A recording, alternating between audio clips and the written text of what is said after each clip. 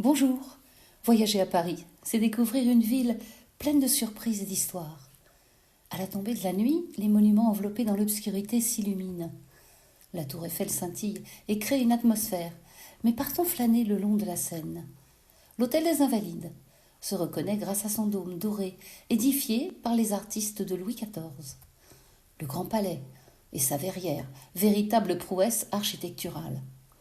Face au Grand Palais, vous découvrirez le Petit Palais, qui abrite le musée des Beaux-Arts.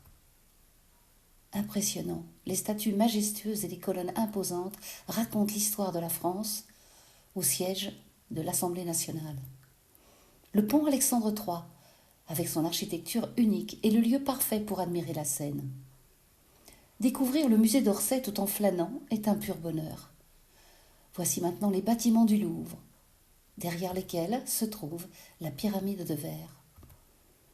J'ai même flâné dans le jardin des Tuileries, un véritable petit havre de paix au milieu de l'agitation. Le pont des Arts mène à l'Institut de France, qui regroupe les 5 académies.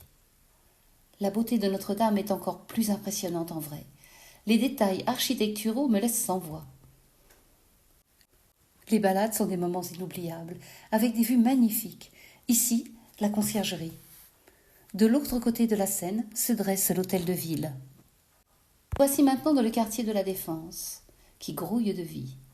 Mais passons sous l'Arche et rejoignons l'Arc de Triomphe si majestueux.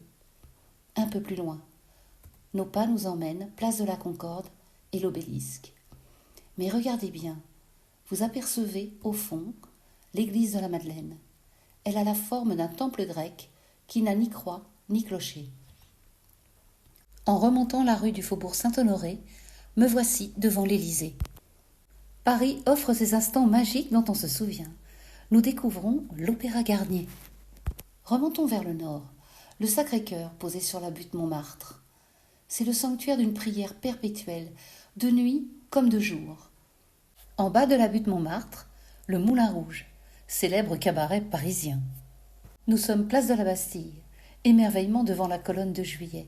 Chaque détail m'inspire et me rappelle l'histoire vibrante de ce lieu. L'Opéra Bastille, inauguré le 13 juillet 1989, à l'occasion du bicentenaire de la Révolution française. Le Centre national d'art et de culture, ou Centre Georges Pompidou, ne me laisse pas indifférente. Paris respire la créativité. La gare de Lyon et son beffroi de 64 mètres de haut, comportant 4 cadrans, de 6 mètres de diamètre. Explorons maintenant le sud de Paris. La passerelle Simone de Beauvoir nous guide vers la bibliothèque François Mitterrand. Le long de la Seine, nous découvrons la cité de la mode et du design. Sur la montagne Sainte-Geneviève, voici le Panthéon, une nécropole nationale réservée au culte des hommes et femmes illustres. La tour Montparnasse vous offrira une vue à 360 degrés. Et nous voici dans les jardins du Luxembourg, le palais du Luxembourg où siège le Sénat. J'ai pris le temps de me promener dans le jardin.